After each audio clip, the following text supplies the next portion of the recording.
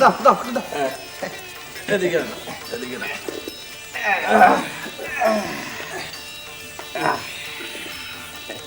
জয় রাধা মাধব, কি জানো পণ্ডিত, ও কত শুদ্ধ নয়, বুঝলে? ও কত শুদ্ধ নয়। প্রকৃতিকে নিয়ে সাধনা, তাই তাই আসলে কি জানো, কলিযুগে না মানুষ বড় দুর্বল। কামিনী কাঞ্চন মানে তো অবিদ্যা। ওই দেখলে না ওই মেয়ে ছেলেগুলো কিরম আমার গায়েও ঠেলা দিল, হ্যাঁ? তবে দেখলে না, আসলে কি জানো, মানুষ আর মানুষ নেই গো, একদম ভেড়াই হয়ে গেছে। তবে হ্যাঁ, ওই শেষ বেলায় মেয়েগুলো বেশ বসে এলো, তবে ওদের ওই রকম সকমটা আমার ভালো লাগেনি। ও কি আচ্ছা, ওই আমিও যদি ঢলে পড়তুম। তোর শেষ হলে বলিস, আমরা তারপর শুরু করব। না না না, শুরু করো, আমরা তো বসেই আছি। তখন থেকে তো কথা কয়েই চলেছে সমানে, এই জন্যই বলি অত অস্থির হোস না। আমার কথা তো শুনবি না, এমন দড় হয়েছিস। মেলা বকো না তো, পড়ো পড়ো। আমার মনের গতিক তোমরা যদি বুঝতে গো। শোনো শোনো শোনো, তোমরা মন দিয়ে শোনো। ভাগবত পুরাণ অনুসারে ভক্তি হচ্ছে গিয়ে 9 প্রকার। শ্রবণং কীর্তনং বিষ্ণু শরণং পাদ সেবনম অর্চনং বন্দনং দাস্যং সক্ষং আত্মনিবেদনম। এই যে আমরা সবাই মিলে এখানে বসে আজ শুনছি, এটা হচ্ছে ভক্তিপদের প্রথম পদ, শ্রবণ।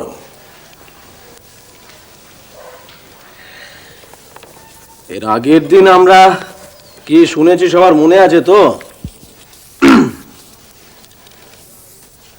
নৈনং ছিন্দন্তি শস্ত্রাণি নৈনং দহতি পাবক না চৈনং ক্লেদায়ং তাপ না শশয়তি মারুত। আত্মাকে শস্ত্র কাটিতে পারে না, অগ্নি দাহ করিতে পারে না, জল গলাইতে বা ভিজাইতে পারে না, বায়ু শুষ্ক করিতে পারে না। অর্থাৎ ইহা নিত্য, সর্বব্যাপী, স্থির, অচল ও সনাতন, অর্থাৎ চিরন্তন। এছাড়া অব্যক্ত, অচিন্ত, অবিকার্য। অর্থাৎ আত্মার জন্য তোমার শোক করা উচিত নয়।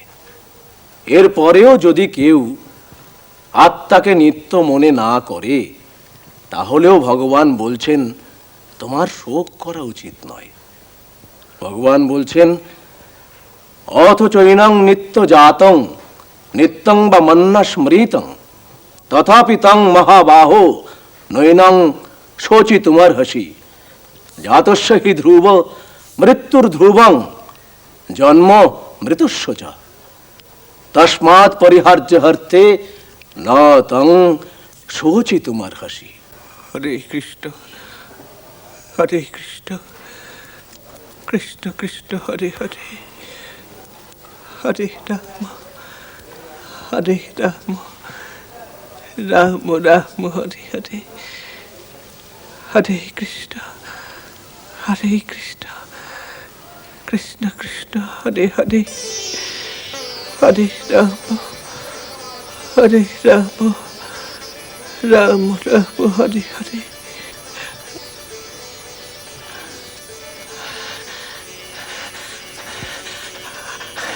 হরে কৃষ্ণ কৃষ্ণ কৃষ্ণ হরে হরে, হরে রাম রাম রাম হরে হরে, হরে কৃষ্ণ। ছোট মামা কি হলো? ঠাকুর হরে হরে, গদাই হরে রাম বাবা, হরে রাম রাম রাম হরে হরে।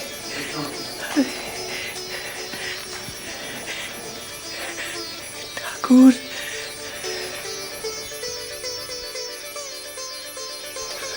ঠাকুর ঠাকুর ঠাকুর ঠাকুর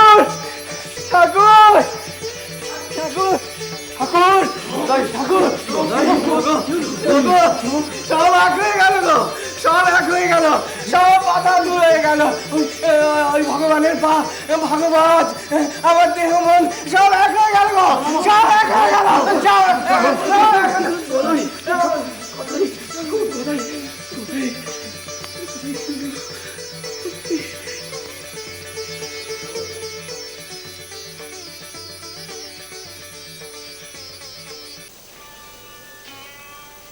ভগবানের শ্রীচরণ, ভাগবতের পাতা আর বাবার বুক একই আলোকে আলোকিত।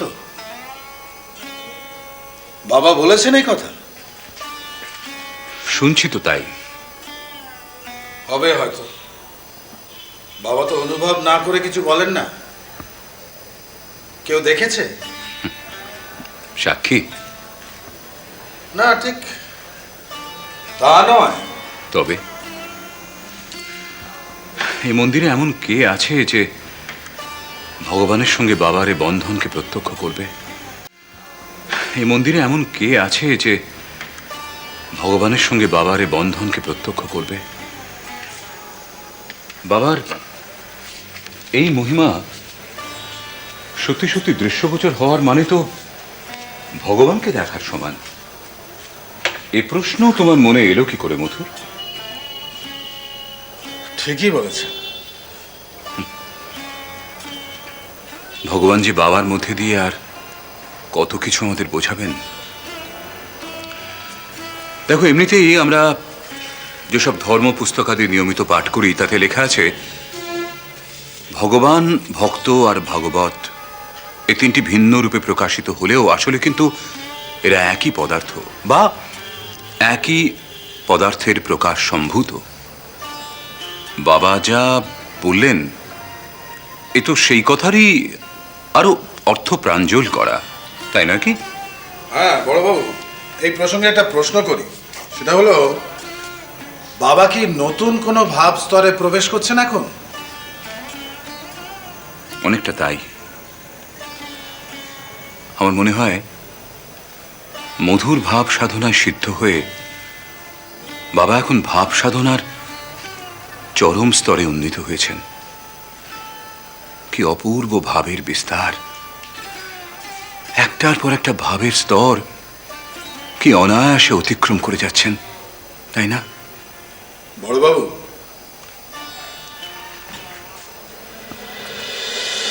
श्री राम कृष्ण